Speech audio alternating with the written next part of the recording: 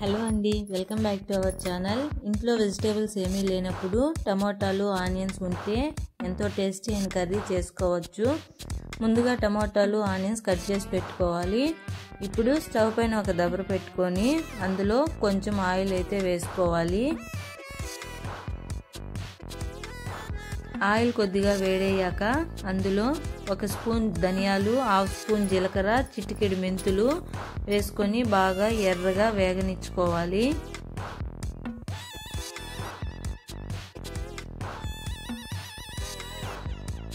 ఇప్పుడు ఇందులోనే 6-7 ఎండుమిర్చి కూడా వేసుకొని బాగా వేగనిచ్చుకోవాలి.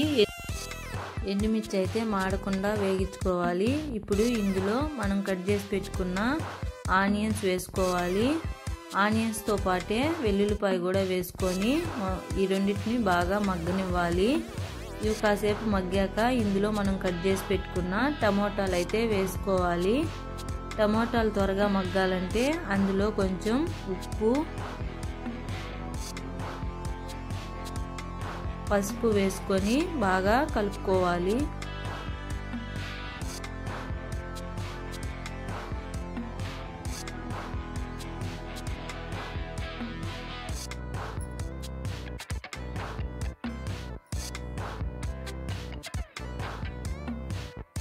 ఇప్పుడు ఒక 3 మినిట్స్ దీనిపైన మూత ఉంచామంటే రెండు బాగా మగ్గిపోతాయి.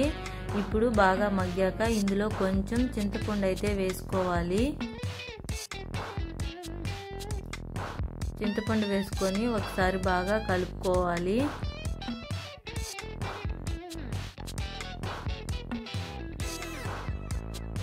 ఇందులో ఒక టీ గ్లాస్ నిండా వాటర్ అయితే వేసేసుకోవాలి. వాటర్ వేసుకున్నాక ఒక 5 మినిట్స్ మూత ఉంచామంటే కర్రీ అంతా దగ్గరికి వస్తుంది. ఈ విధంగా దగ్గరికి అయితే వచ్చాక ఇప్పుడు పక్కకు తీసి పెట్టుకొని ముద్దకాంతో దీన్ని మెత్తగా రుబ్బుకోవాలి.